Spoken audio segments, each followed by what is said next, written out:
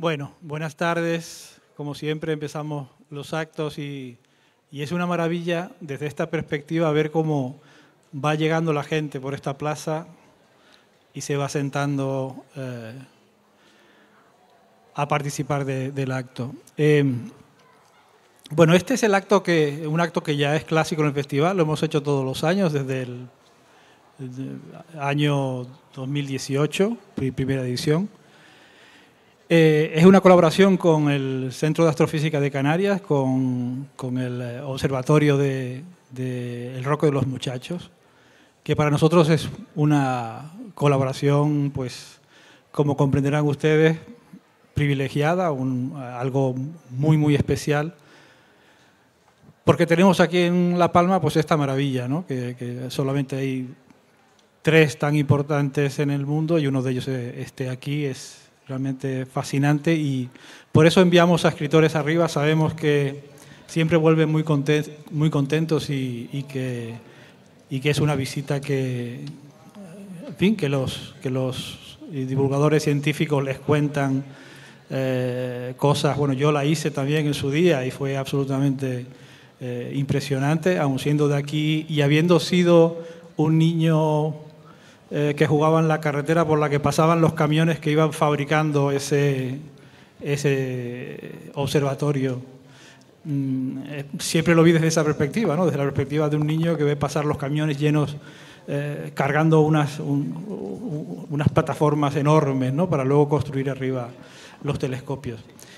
Y bueno, aquí tenemos a 4 escritores y a Juan Carlos Pérez Arencibia, que es moderará el acto. Juan Carlos ha sido el gestor de este observatorio de La Palma durante muchos años. Las razones por las cuales elegimos un poco a los escritores que hacen la visita y luego nos hablan de la visita son de lo más variado, pero sobre todo es porque sean variados, porque puedan ser perspectivas muy, muy distintas, ¿no? Las de cada uno de ellos, ¿no? Tenemos a Miguel Ángel Hernández, que yo tenía mucho interés en que él fuera uno de los que subiera, porque he leído, por ejemplo, cosas de él sobre ensayos sobre temas de arte, donde la tecnología también tiene un papel, y me interesaba mucho saber ahora, ¿no? Escuchar ahora lo que tiene que decir.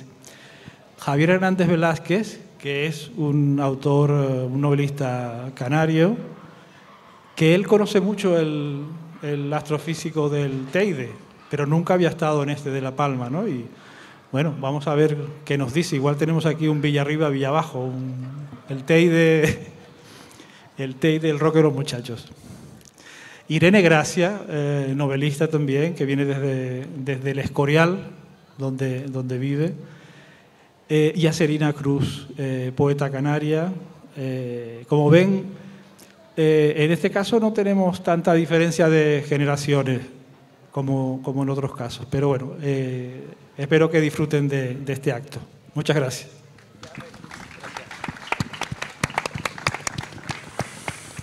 Gracias, Nicolás.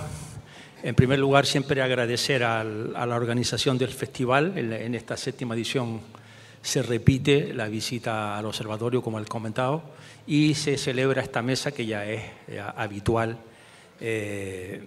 digamos, dentro del marco del festival, ¿no? Por lo tanto, a Juancho, a Nicolás y a todos los que están en la organización, agradecido siempre por contar con nosotros. Y bueno, hoy también trataremos en esta mesa de que los escritores que aquí se encuentran, los autores, pues cuenten su experiencia arriba, su interacción con ese mundo que es aparentemente bastante alejado a su quehacer habitual, ¿no? Yo, como en esta edición se puso de moda las ponencias, y voy a leer una ponencia inconclusa. No me pusieron el atril. Bien.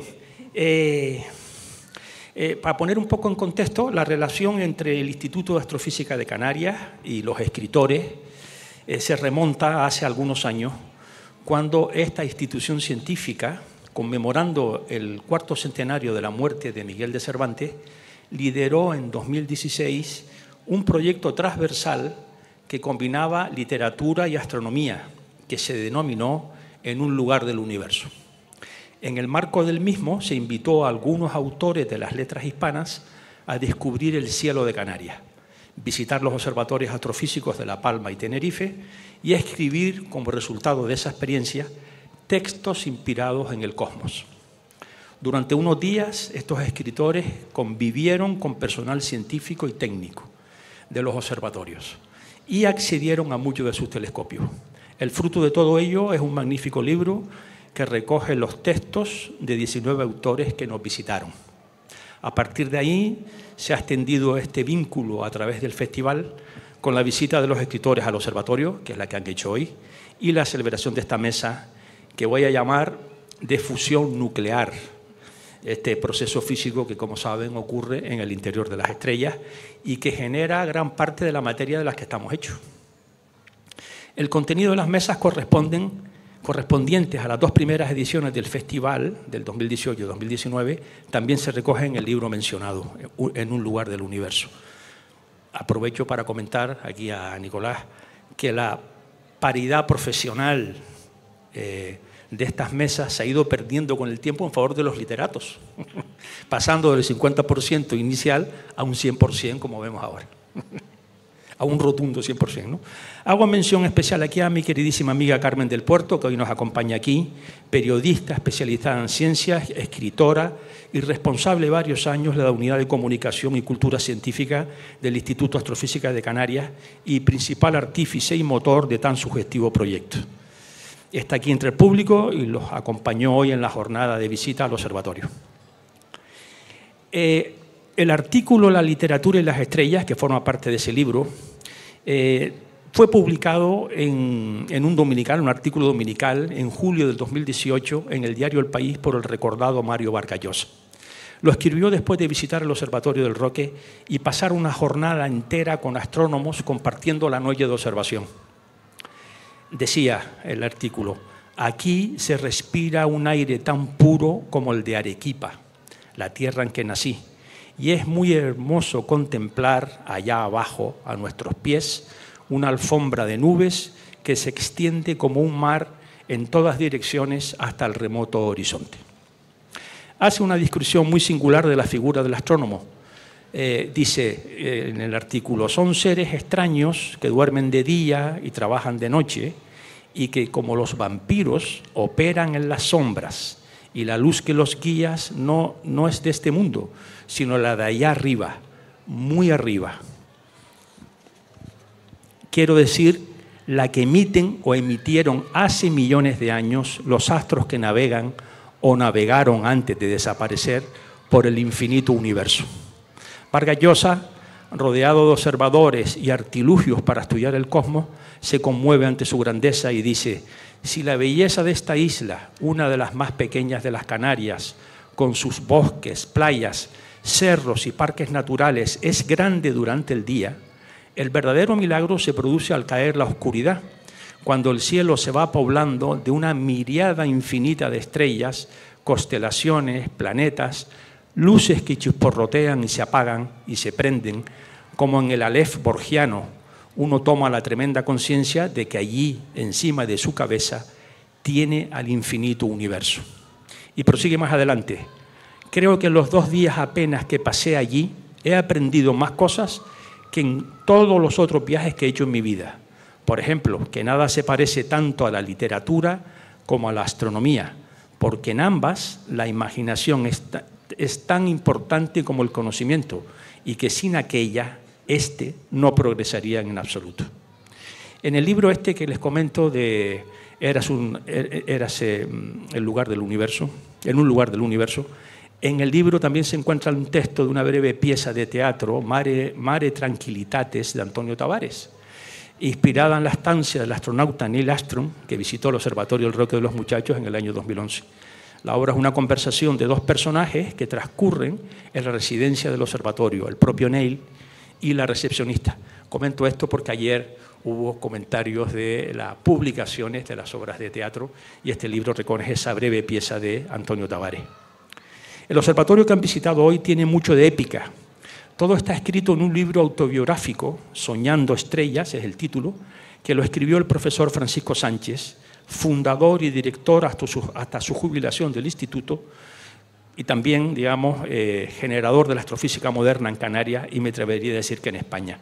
Como toda épica, tiene que haber un hecho sobrenatural, hecho singular, se diría desde la ciencia. Quizá todo empezó en el año 1959 por un eclipse total de Sol, visible desde Canarias y que despertó el interés internacional de la comunidad astronómica. Un evento de esta naturaleza arrastra la curiosidad de científicos y sobrecoge a todos los seres vivos, porque se trastocan por breves minutos las lógicas elementales que rigen la vida cotidiana. Los que puedan, no se pierdan el próximo 12 de agosto del año que viene, el eclipse total que va a tener lugar en gran parte de la España peninsular y Baleares.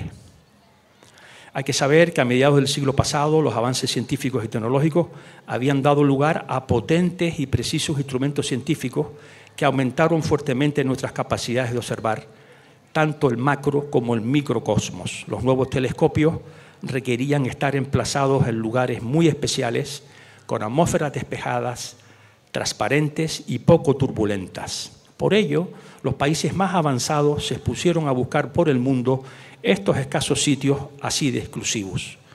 La preparación de la avenida Canarias para observar el eclipse hizo recordar a bastantes astrónomos expediciones científicas antiguas que hablaban de las maravillas del cielo, en este caso de las cumbres de Tenerife. Algunos hasta manifestaron su extrañeza de que no hubiese ningún observatorio en las islas. La historia de cómo surge la cumbre de La Palma, el Roque de los Muchachos, su punto más alto, un lugar de observación excepcional para la astrofísica moderna, está escrita en multitud de artículos científicos, en revistas especializadas, donde inicialmente se muestrea el lugar, se hacen miles de mediciones de diversos parámetros que definen la calidad del sitio y después, poco a poco, en la década de los 70 del siglo XX, se va haciendo realidad en medio de discusiones científicas y también políticas que culminan en la firma de acuerdos internacionales en materia de cooperación en astrofísica que se firman aquí en La Palma en el año 1979. Hoy es un ejemplo de cooperación internacional y un orgullo para la astronomía española. Alguien dijo que España es un país forjado por guerrilleros. Quizás esté en la épica nacional. No me cabe duda de que en este caso Francisco Sánchez es uno de ellos, que cuando pisó Tenerife en 1960 tuvo la visión estratégica de cómo utilizar el cielo canario como palanca de avance general del conocimiento sobre el cosmos, aupando para ello también a la astronomía española. Un ejemplo a enseñar en las aulas de literatura también. Bueno, dicho esta introducción, vamos al grano. Muchas gracias.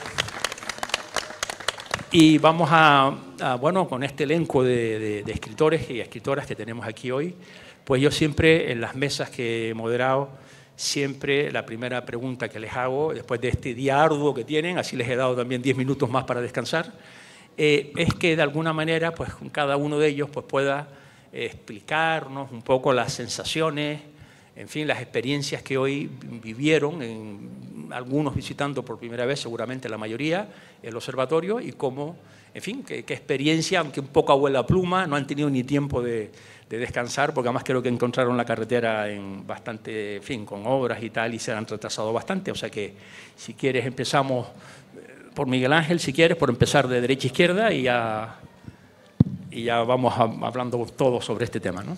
Perfecto, muy bien. Bueno, pues muy buenas tardes a todo el mundo, y lo primero, muchas gracias, Nicolás, Juancho, al festival por la invitación, mi primera vez en Las Palmas y en Los Llanos, y por tanto la primera vez en el observatorio, y ha sido una experiencia fascinante. A mí cada vez que me meten en un autobús con gente y me llevan de excursión, me parece un regreso a la infancia, y entonces ya desde que he subido ya me he sentido un poco niño. Y he pensado que es lo que quería ser yo de niño, por supuesto, como todo el mundo, astronauta. Entonces iba ilusionadísimo subiendo. Hemos llegado cansados, es verdad. Les bromeaba con Ruiz Mantilla que por eso lo llamarán astrofísica, porque se hacía ejercicio para subir. Y ha sido fascinante.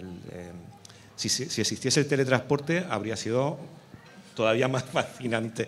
Pero bueno, creo que esa idea de ir y tomar el tiempo el tiempo requerido, necesario y justo para llegar a los sitios, me parece que también es fundamental para apreciar aquello que uno se encuentra allí, que es absolutamente extraordinario, ¿no? Y entonces, el momento en el que hemos llegado y hemos visto pues casi algo de ciencia ficción, ¿no? Y yo, para mí, volví a ese niño fascinado por las películas, las novelas y las historias de ciencia ficción, y me he encontrado allí un escenario que siendo real, me llevaba a otro mundo, ¿no? Y desde el principio, creo que lo decía Nicolás, yo soy historiador del arte, aparte de escritor, y casi que me lo trato de llevar todo a mi terreno, y veo allí, evidentemente desde el principio, El caminante frente al mar de nubes. Yo me he visto ahí como un cuadro de Friedrich, me he visto totalmente desbordado por algo que era mucho más que a la escala humana, ¿no? Creo que eso es algo que uno percibe enseguida, ¿no? La escala cósmica, ¿no? Pero también la relación con los objetos que nos rodean, ¿no? Y desde el principio he visto aquello como una instalación artística, con una serie de edificios, de objetos, de esculturas, ¿no? Entonces no podía perder la visión. Justo cuando he llegado y he visto los espejos, ¿no? Y se me ha venido a la cabeza esta obra de Anish Kapoor, de espejos cóncavos que hablan también de esa relación que tenemos con las cosas que nos reflejan, y cómo esas cosas de Anish Kapoor reflejan a los sujetos, mientras que estas cosas que estamos viendo allí reflejan algo que nos desborda, ¿no? Y algo que está más allá del tiempo. Entonces no podía parar de hacer asociaciones continuas, ¿no? De que esos objetos eran esculturas, ¿no? Es muy curioso, hemos ido ahí a ver el cielo, y yo al cielo no he mirado en un momento, hemos ido a ver el dedo que señala, ¿no? más que aquello que vemos, ¿no? También porque era de día. Pero estábamos mirando mucho el dedo que señala, mirando mucho esas técnicas de ver, ¿no? Mirando el ver, ¿no? Y esa idea también me ha hecho pensar mucho. Y me ha fascinado también el modo en el que se referían desde el principio al gran telescopio como si fuese un dios, ¿no? El gran Tecán, ¿no? Que a mí inmediatamente me ha venido el Dragon Khan a la cabeza, ¿no? Por la idea de que aquello parecía un parque de atracciones también, que cosas que se movían, pero sobre todo porque he imaginado desde el principio que aquello tenía una especie de vida, ¿no? Y con esta historia que nos han contado apócrifa de lo que pasaba con el roque de los muchachos, ¿no?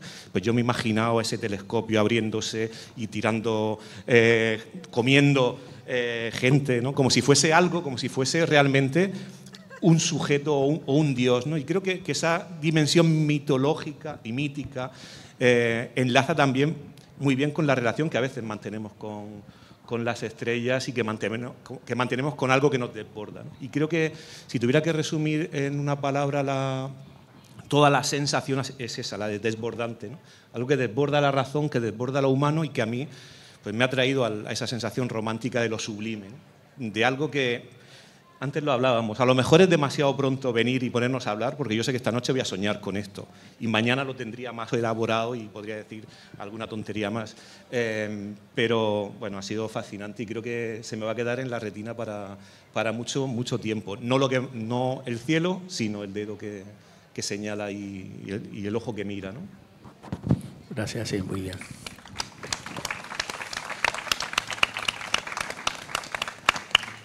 Irene, cuando quieras, si quieres también expresar tu logo. Bueno, muchas gracias por invitarnos a ir al Mirador del Cielo.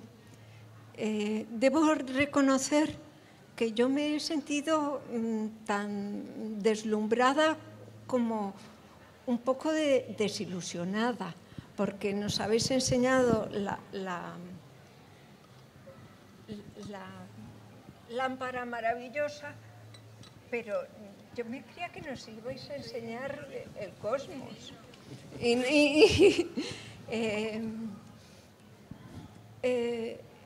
Cuando era adolescente, en un paisaje también maravilloso en el Montseny, muy virgen, tuve una experiencia parecida a la de hoy. Estaba con 3 amigas. Era todo maravilloso, muy vivo, la naturaleza, el tiempo. Y me acuerdo que sentí como si una fuerza me atrayese hacia arriba y me veía desde arriba y veía el Montseny desde arriba como hoy. Pero luego seguía elevándome y veía ojos de dioses.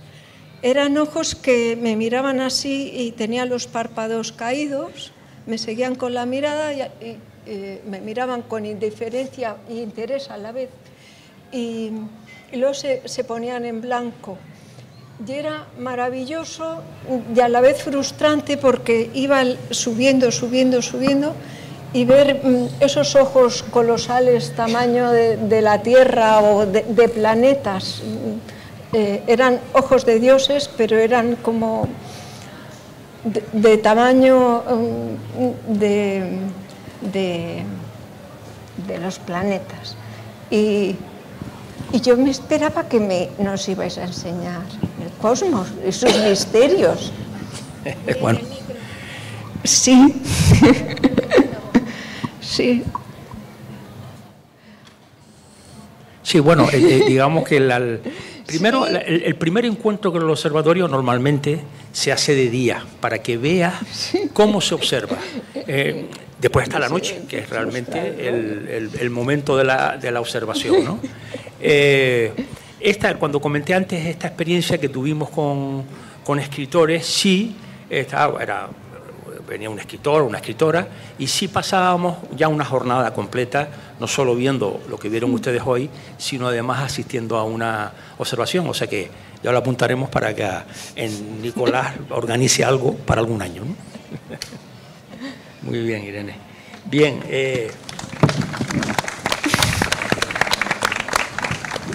A ver, Javier, ¿qué ves más o menos cuál es tu reflexión al respecto? Cojo a la quinta enmienda y le doy paso a Serina. No, vamos a ver. Hay un hecho, yo creo que traumático en la vida de una persona, que es cuando es niño y se da cuenta que los Reyes Magos no existen, sino son sus padres. Eso me pasó a mí con 7, 8 años. Yo esperaba el Madelman Pirata Negro y me regalaron el Principito de Saint-Exupéry, con lo cual dije que era imposible que los Reyes Magos fueran capaces de hacer esto. Con lo cual, luego, en los años sucesivos, vi que había solución para todo esto, y la solución está en la ilusión, en tener ilusión. Yo he llegado aquí a La Palma, a este festival, sobre todo con ilusión. Con ilusión. Luego, aparte, la ilusión la espolvorea por conocer a gente, por contactar, ver antiguos amigos, etcétera, etcétera. Yo tengo que darle el agradecimiento a todo el mundo, desde a Elsa López, a Juancho, a Nico, hasta el que yo considero transporte, a Mario. Mario el transporte es nuestro Jason Statham, que nos lleva para un lado y para otro. Pues hoy, de la mano del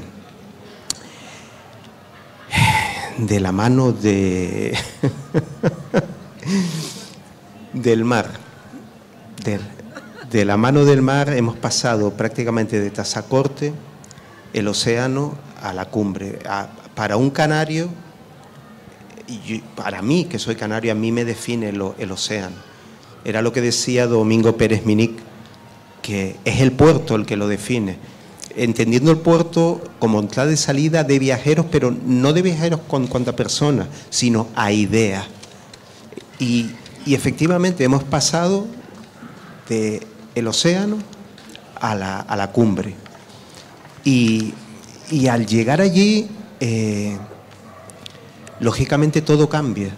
Es como si el tiempo se hubiera detenido, como si no estuviéramos en una situación como la que estamos viviendo, bélica por todos lados, como si no estuviéramos en una situación social como la que estamos nosotros, nuestros hijos, nuestros compañeros y nuestros amigos.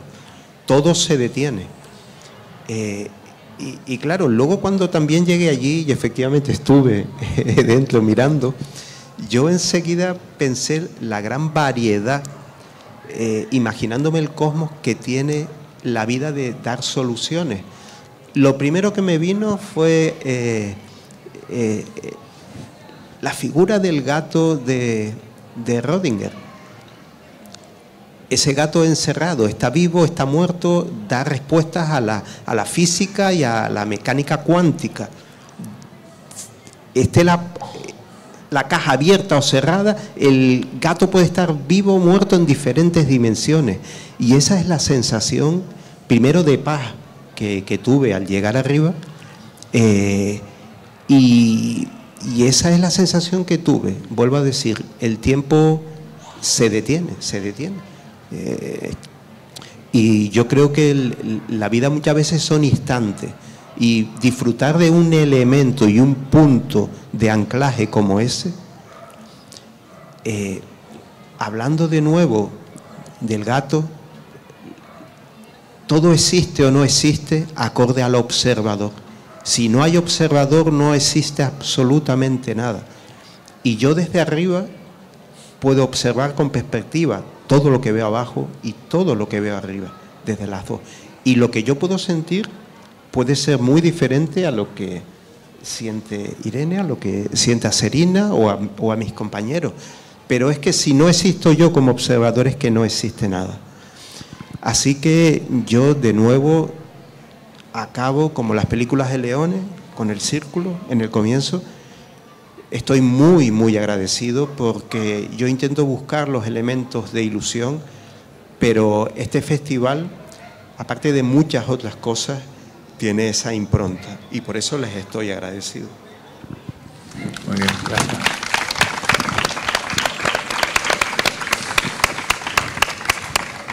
A Serina, ahí al final es más difícil, pero bueno.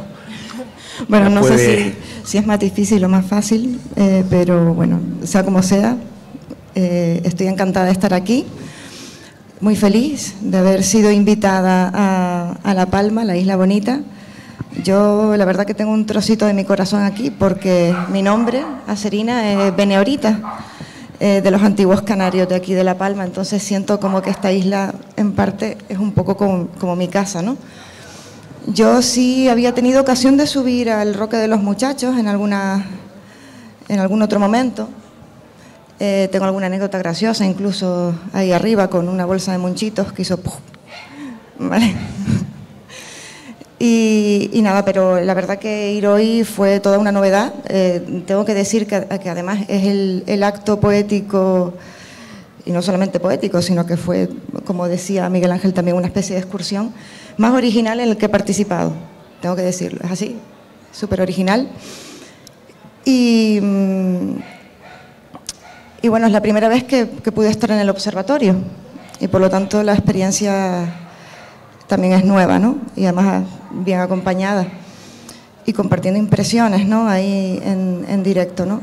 Es impactante, sublime también, una experiencia sublime, desbordante.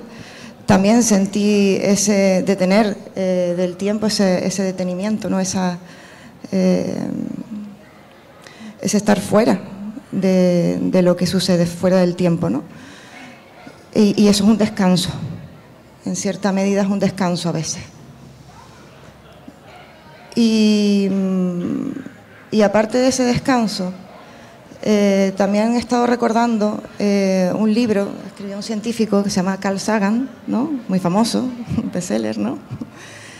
Hay un libro suyo que se titula Contact, se hizo una película, y al final de la película, más o menos al final, no es un spoiler, que pasan más cosas. Bueno, hay un momento en el que supuestamente la protagonista está en el espacio exterior, ¿no? Y desde la Tierra le están haciendo preguntas. Una de esas preguntas es, ¿qué sientes? ¿No? Y claro, ella no es capaz de responder porque no le caben las palabras, ¿no? Y lo que responde es, aquí debería estar un poeta, ¿no? ¿Por qué lo digo? Porque creo que para expresar quizás ese sobrecogimiento, ¿no? La poesía es un lenguaje maravilloso, la poesía y el arte. un lenguaje ilimitado desde mi punto de vista, ¿no? Y también en ese sentido añadir, ¿no?, que existe una institucionalización es como un corte, ¿no?, que yo creo que es muy institucional, que divide las ciencias de las humanidades y que ahora mismo es prudente y es necesario trabajar en elaborar un puente, ¿no?, entre ambas para nutrirse mutuamente, que creo que sería maravilloso, ¿no? Sí, muy bien. Sí. Yo creo que esa idea que has hablado ahora al final es la que recoge un poco esta mesa, ¿no? O sea, un poco mezclar los mundos, fundirlos. No es fácil, porque efectivamente cada vez la sociedad está más especializada y esos encuentros a veces no son sencillos, pero hay que intentarlo, por sin duda alguna, ¿no? Por cierto, que hablando de Contact está inspirado en la vida de una astrofísica, Jill Tarter. Vamos a ver algunos caracteres de ella, ¿no? O sea, después la película es bastante imaginativa en muchos aspectos, ¿no? Pero ella es una astrofísica joven y Sagan se inspiró en ella porque era una colega de ella que se dedicó gran parte de su vida a utilizar tiempos muertos de radiotelescopios para intentar encontrar señales de vida fuera de la Tierra, ¿no? Entonces, ella accedía a algunos tiempos muertos de estos radiotelescopios y bueno, ella estuvo aquí en el observatorio en el 2011 en una mesa del festival Starmus, que es un festival que tiene que ver con la música, con la astronomía, y efectivamente una mujer súper interesante, ¿no? Porque trató de encontrar en una época donde ese tema era algo tabú, vamos a llamar, ¿no? Hoy ya sabemos que no, y vieron hoy arriba, seguramente alguien les explicaría que algunos de esos telescopios que están arriba están especializados en tratar de buscar planetas que orbitan en otras estrellas distintas al Sol, ¿no? Y hay miles de planetas ya descubiertos y por supuesto ahora se está tratando de averiguar si es posible que en algunos de esos planetas se den las mismas condiciones que se han dado en la Tierra, pues para que la vida prospere, ¿no? Entonces, bueno, hoy es un tema que es de amplio estudio, donde se utilizan técnicas muy novedosas y cada vez se avanza más y probablemente, bueno, pues no sabemos si al diario haremos algún contacto, tipo contact, digamos, ¿no? Bien, muchas gracias a todos por la primera impresión vuestra, ¿no? Como, digamos, el título de la mesa va en relación al cielo y al imaginario del escritor. Ustedes son escritores, tenéis obras variadas, cada uno en su campo, cada uno en su ámbito. Sí me gustaría, pues bueno, si se podía profundizar en cada uno de ustedes, pues esa relación, o si ha habido alguna relación entre este mundo que hoy habéis visto, habéis palpado algo, y en vuestro proceso creativo, en vuestra creación, o algún tipo de inspiración, o en fin, algo de esto, ¿no? Serena, vamos a empezar por ti. Ahora. Bueno, quien quiera, quien quiera, no sé. No hablo, o sea, el cielo como efectivamente como referente, más bien inspirador, ¿no? Entonces, bueno, me acaban de regalar un libro, muy agradecido a Montiel, que anda por aquí, que él tiene un libro, se llama Las Cartas del Cielo, ¿no? Basado precisamente en instrumentos astronómicos que hacen cartas. Antiguamente se navegaba por las estrellas, ¿no? Y hay un observatorio en España que tenía un telescopio en La Palma funcionando, un círculo meridiano, que estudiaba y hacía estas cartas de estrellas, ¿no? Originalmente eso se empleaba, por supuesto, para la navegación, ¿no?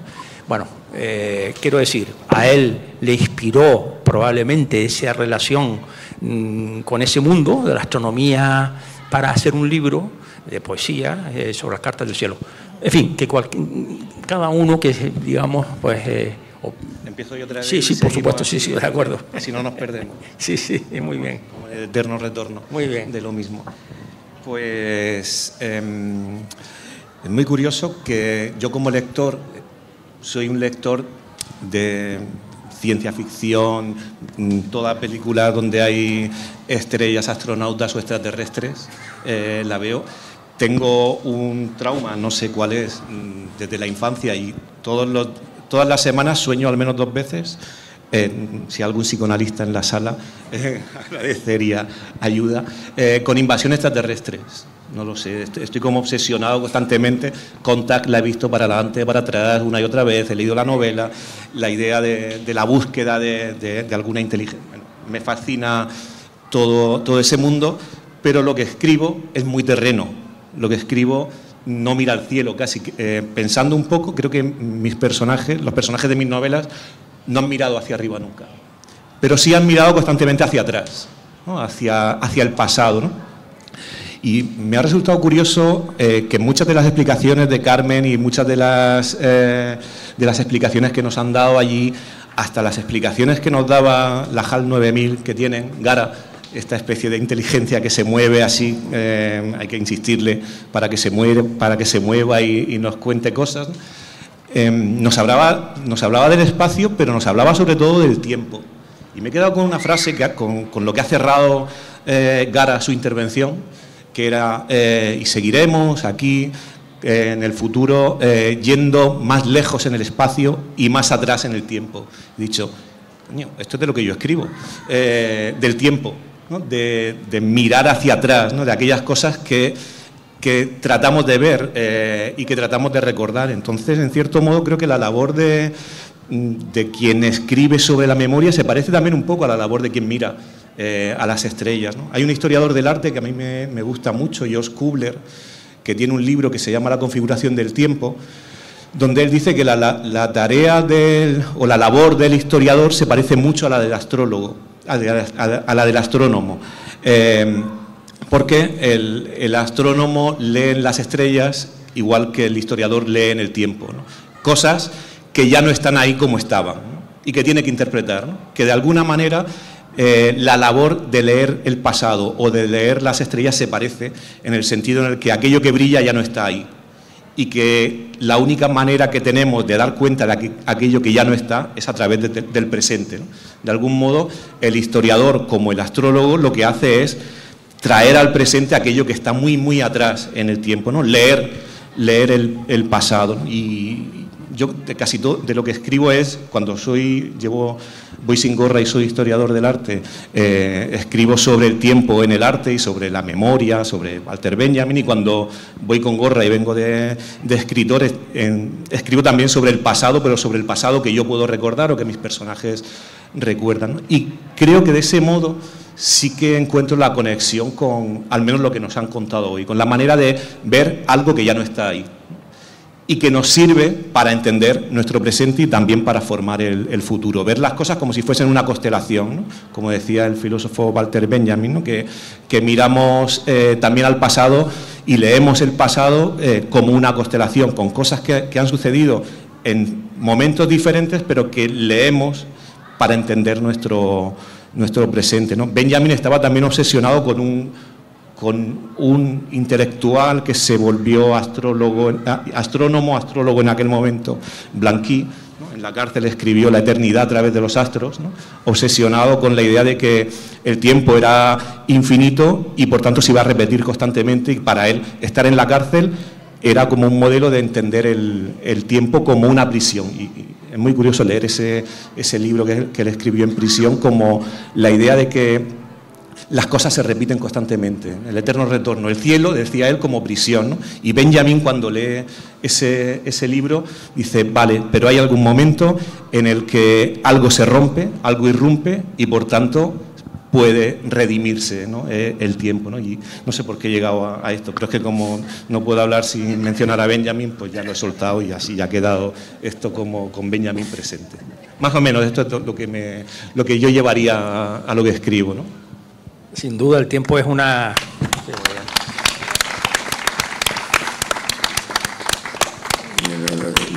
cuestión no solo filosófica, sino física, evidentemente. En física el concepto de tiempo también ha ido evolucionando como otros conceptos claves, y bueno, no quiero entrar en el mundo de los cuánticos porque ahí es que ya la cosa se dispara, ¿no? Un día tendremos que celebrar, no sé cuándo, una mesa cuántica. La mesa cuántica eso da para... Hay muchos autores he visto algunos físicos ahora que escriben. Hay un físico español, se llama Juan Arnau, él hace libros más bien... Él es un budista, pues un gran conocedor del budismo, ¿no?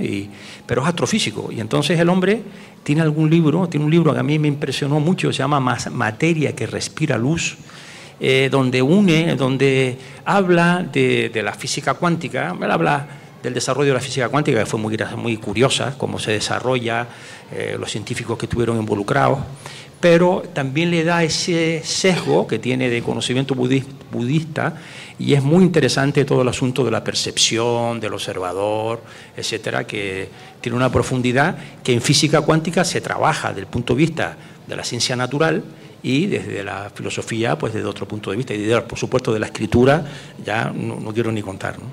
Muy bien, Irene, tú al respecto, ¿qué nos puedes decir? Bueno, pues yo sí que he tratado, yo creo que en casi todas mis novelas, el cielo y el infierno. Mis cielos tienen algo de infernales y mis infiernos algo de celestiales. En todo paraíso o cielo hay un diablo y en todo infierno hay un arcángel. En casi todas mis novelas, pero hay una especialmente que se llama El beso del ángel, que en realidad es una novela bastante autobiográfica, porque conté muchos sueños que había tenido yo que habían sido más reales que la misma realidad. Por ejemplo, el otro día hablaba de Nietzsche. Nietzsche en sus paseos por la montaña, cuando dice, entonces amiga, pasó a mi lado Zaratustra, es lo que yo aspiro a encontrar, ese abismo de luz y esas ansias divinas. Por eso espero no haber sido agorera, pero es que esperaba el infinito, esperaba que al fin la revelación, porque yo no he salido de la pregunta de dónde vengo a dónde voy. Lo demás es que me da absolutamente igual. Y sí, en esa experiencia que no fue un sueño, tenía algo como este viaje que se me hacía un poco infernal, porque llegaba al cielo, a un cielo de unos dioses, pero seguía elevándome y estaba el cielo de otros dioses y por encima el cielo de otros dioses. De hecho, estaba tentada a conocer el infierno de esos microcosmos, pero no, era un viaje hacia una elevación, como si me hubiesen cogido los cabellos, que de hecho solo acabó cuando una amiga me hizo así y creí que habían pasado igual varias vidas y habían pasado segundos. Eso me ha pasado un poco hoy, que solo he visto el mirador del cielo, pero no he sentido la revelación del absoluto. Vamos a decir que, bueno, en el camino de la ciencia... Los científicos nos tendréis que iluminar. El camino de la ciencia es lentísimo, muy lento. Hace un siglo se creía que el universo no tenía principio ni fin, era estacionario, se llamaba. En la física se utilizaba que el universo estaba en un estado estacionario. Y al poco tiempo fue cuando entraron observaciones hechas con telescopios y midieron la expansión del universo. Entonces dijeron, no, de estacionario nada, esto se está expandiendo, el universo se expande. Y aparecen las nuevas teorías en el siglo XX, ¿no? A mitad del siglo XX, sobre el Big Bang, ¿no? Todo el mundo ha oído hablar del Big Bang. Entonces, la ciencia también va lenta, va en su camino y va redefiniendo pues, en fin, el universo que nos rodea, ¿no? Porque también es verdad que cada vez pues, adquirimos otras técnicas mejores y tenemos más capacidad de observar, ¿no? Entonces, vamos a ver, o sea, el infinito es un concepto, ya matemáticamente es muy, muy complejo, ¿no? Lo tenemos, o sea, y podemos hablar de él y cuánto hay sobre ello, ¿no? Igual que el tiempo, ¿no? ¿Los científicos creéis en Dios? Creemos en Dios. Mira, esa pregunta nos la hizo en este artículo que leí al principio, algunos párrafos de Vargas Llosa. Él, que estuvo unas cuantas horas arriba, casi un día y medio, tuvo mucho interés en saber, nos preguntaba, que cuántos científicos éramos creyentes. Hizo esa pregunta, pero la repetía, porque claro, y nosotros le decíamos que, yo le decía, pues yo no lo sé, o sea, yo no le pregunto a un colega si cree o no cree, no hablamos de eso, o sea, no, con alguna vez que surge una conversación, pero no hay una, ¿sabe?, una intención de que... y él nos preguntaba, bueno, tuvimos que decirle una cifra porque es que o sea, lo preguntaba, lo repreguntaba, y entonces le dijimos, mira, Mario, es decir, la cifra que te vamos a dar tiene un error de un 100%, pero te vamos a dar una. Y le dimos una. Y él refleja en el artículo, la última parte del artículo, refleja eso, que era una preocupación que él tenía. Y entonces, bueno, vamos a ver, esa preocupación la tenemos todos, evidentemente, ¿no? En fin, esa inquietud, ¿no? Pero yo creo que la ciencia, en este sentido, no da una respuesta. La ciencia trata de tener un panorama de lo que le rodea, del mundo natural, ¿no? De la ciencia natural, en este caso la física, ¿no? Y trata de explicar con técnicas, con modelos teóricos, etcétera, de qué es lo que estamos observando y cómo podemos explicar lo que observamos, ¿no? Y a eso se dedica, ¿no? Entonces, bueno, creo que no tenemos la respuesta todavía y no la tendremos nunca. Muy bien, Javier, sí. Esa pregunta se la hicieron a Albert Einstein.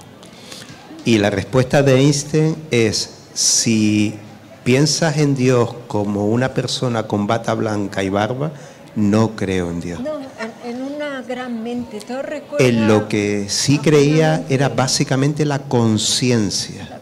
Y por eso entendía que los hombres y mujeres eran eternos en el sentido de la conciencia, que era eterno.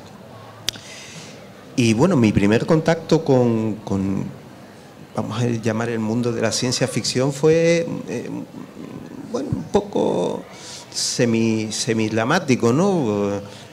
Fue un relato que hice, El universo de los conceptos, y resulta que ganó un premio de cuentos de la Coca-Cola.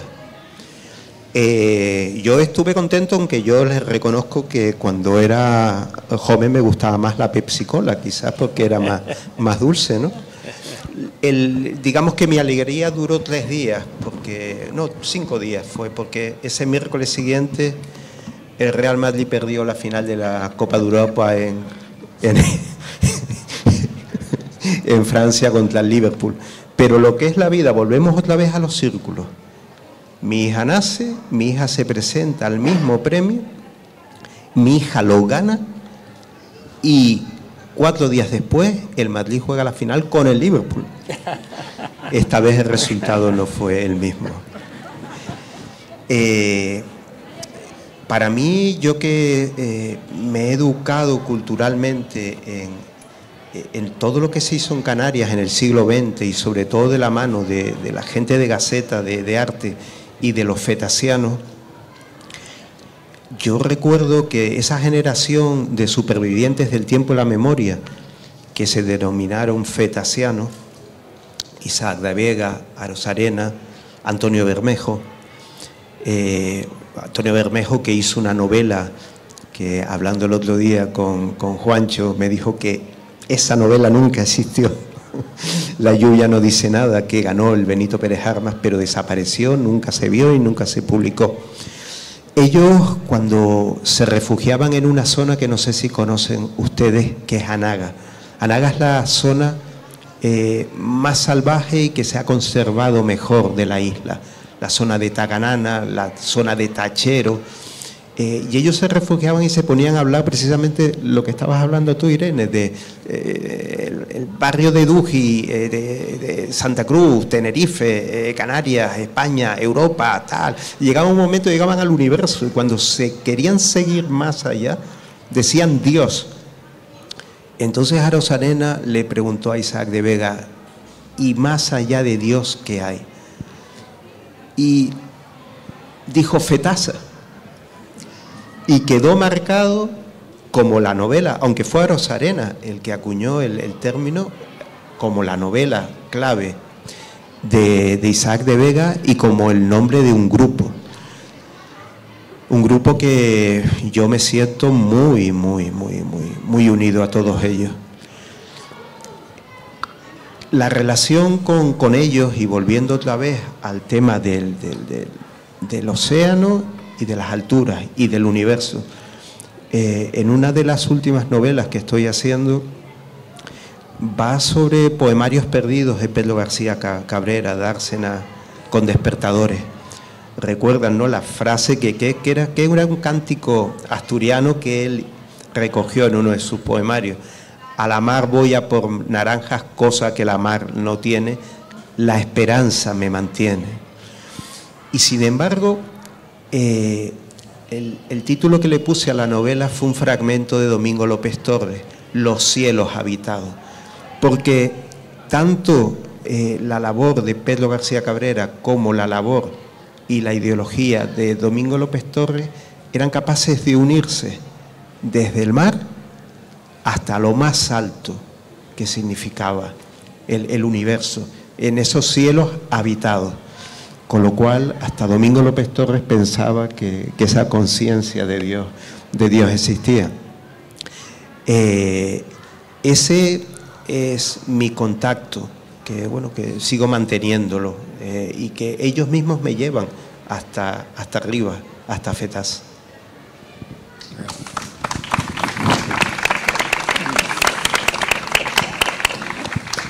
Muy bien, Acerina. Vamos a ver, yo creo que se nos está acabando un poco el tiempo, pero tienes tiempo que quieras. Tengo tiempo, tiramos así la vuelta al reloj de arena. Exactamente. A ver. Bueno, pues yo el cielo lo he tratado, lo he abordado en las cosas que he escrito de manera transversal, más bien. No he sido explícita ni he hecho una gran inmersión en el cielo, pero sí está ahí, como no va a estar, no pienso a veces, ¿no? Porque sí es verdad que abordo muchos aspectos del paisaje, ¿no? Para poner un poco en contexto, yo escribo una poesía vinculada con el espacio en el que nací. Yo nací entre hoteles, en Maspalomas, en una zona turística. De hecho, llegué a vivir en un hotel porque mi padre trabajaba como director de la explotación del hotel. Y claro, un lugar turístico es un lugar de paso, es un no lugar, es un lugar donde nadie se queda, es un lugar artificial, ¿no?, hasta cierto punto, que sin embargo termina convirtiéndose en un lugar real, porque ahí haces tu vida, ¿no? Ahí vas al colegio, ahí tienes tus primeros desamores, ahí tienes, pues bueno, todo lo que nos pasa por la vida, ¿no? Todo eso, esa acumulación de recuerdos que va haciendo que se trascienda esa capa de barniz, esa cuestión artificial que tiene, ¿no?, el paisaje turístico. Y en mis poemas lo abordo para poder habitar ese espacio, poder transitarlo con otra mirada. Y el cielo está desde un punto de vista prototípico, el cielo de la postal, y luego está el cielo real, en contraposición con el cielo real, ¿no?, que es un cielo ilimitado. Y está presente en los poemas de Fuera de Lugar, el último libro también. Y luego también me parece interesante añadir que hay una poeta norteamericana que me gusta mucho, también ensayista, se llama Mary Oliver, y ella habla del conocimiento científico también a la hora de abordar la aventura literaria, en el sentido de que la observación debe ir acompañada también de un mayor acercamiento, un mayor conocimiento que nos permita nombrar a las cosas por sus nombres, ¿no? Conocer, no solamente a través de hiperónimos, pues no sé, el nombre de una flor, el nombre de un animal, el nombre de cualquier aspecto del cielo, ¿no? porque eso nos pone un poquito en, no solamente es una cuestión de conocimiento, sino también de acercamiento, de intentar pues ser, o de tener un vínculo que hemos perdido con la naturaleza, ¿no? A través de ese puente de conocimiento. Muy bien. No sé si tenemos... Bueno, por si hay alguna pregunta o algo, porque ya el tiempo ya lo tenemos. Fíjense que el tiempo vuela, que hemos hablado del tiempo. El tiempo es relativo, ¿no? Decía Einstein y lo formuló.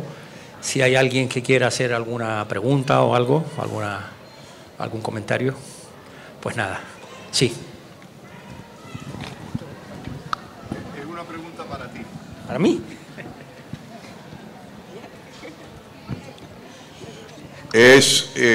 Voy a ser muy corto contra mi costumbre. Pero tiene que ver con el festival. Tiene que ver con el festival. Y con la imaginación. Y con el firmamento, el universo. Tiene que ver con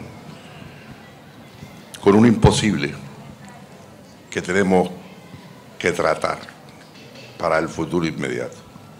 ¿Por qué no podemos hacer, atendiendo a la queja de Irene, que me deja un poco, como yo vivía ahí arriba, las noches, ¿por qué no podemos hacer la visita por la noche? Claro. No dormir. No dormir. Usted viene a dormir a Santa Cruz. No. Por la noche, a las 11, las 12. Yo sé que no se puede hablar ni se puede respirar por la noche porque los astrofísicos están en su papel de trabajo. Pero estoy pidiendo un imposible.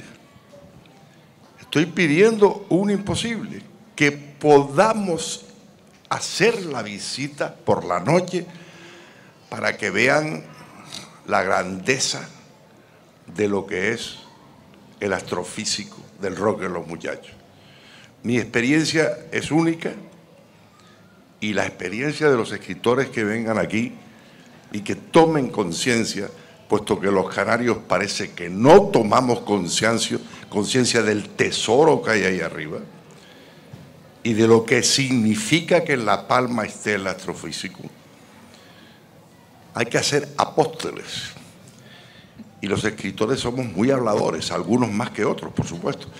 Pero la idea es poder hacer el imposible, poderlo hacer por la noche. Yo espero que ustedes aplaudan este proyecto. Gracias.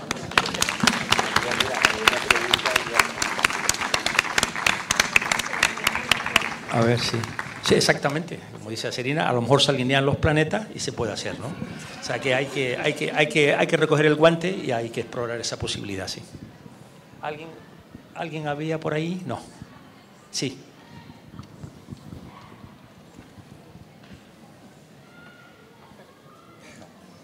Vamos a seguir repartiendo micrófonos, quedé sin ninguno. ¿Se oye?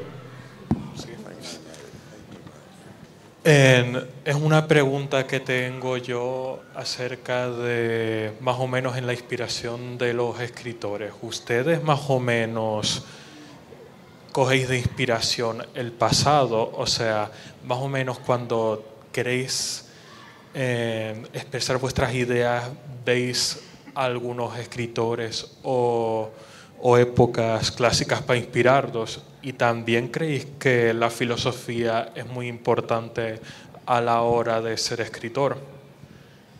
¿A quién se lo pregunto?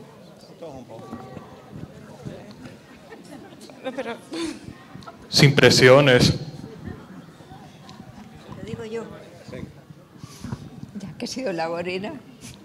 O sea que si Bueno, la filosofía... No. Oscar Wilde decía que a veces cuanto más nos alejamos de nosotros mismos, más nos acercamos a nuestro verdadero ser. Despejamos de la literatura todo eso que nos enturbia. Y sí, yo creo que a mí Hay filósofos como Kierkegaard o Nietzsche que me parecen, son mis escritores, mis poetas favoritos, porque lo tienen todo y me animan a pensar y me animan a seguir subiendo como esta mañana y como en el sueño, bueno, como en la experiencia que visitaba el cielo del cielo, y así hasta el infinito. Yo de todas maneras, comentarte una cosa. Para mí hay una frase que tengo impregnada en lo que hago, lo que escribo y en cómo vivo. El mayor patrimonio que tiene una sociedad es su memoria. Y para salvaguardarlo, tienes que tirar hacia atrás. Tienes que bucear para no olvidar lo que fue. Porque eres por todo lo que ha sucedido anteriormente.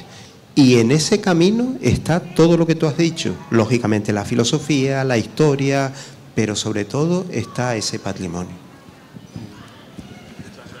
Nada, yo casi lo mismo que comentaba él, que tiene que ver con que la idea de inspiración a veces nos saca fuera, ¿no? Porque algo que viene de fuera nos inspira, ¿no? Como si realmente nos llevásemos dentro aquello que nos obsesiona. Yo casi que soy más partidario de pensar en obsesiones que en inspiraciones, ¿no? Y creo que cada cual está obsesionado por unos temas que te hacen luego fijarte en ciertas historias y que tú no eliges, ¿no? Decía Flaubert que los temas no se eligen sino que se padecen, como una enfermedad, ¿no?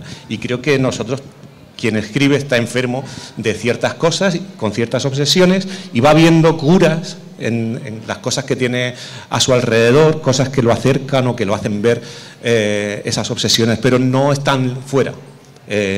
Las cosas que están fuera las vemos precisamente porque hay algo que nos atraviesa, que nos obsesiona o que padecemos como una enfermedad que nos permite verlas. Entonces, creo que no tenemos que estar siempre diciendo qué me va a inspirar, sino salir de fuera, de dentro a fuera en lugar de fuera a dentro.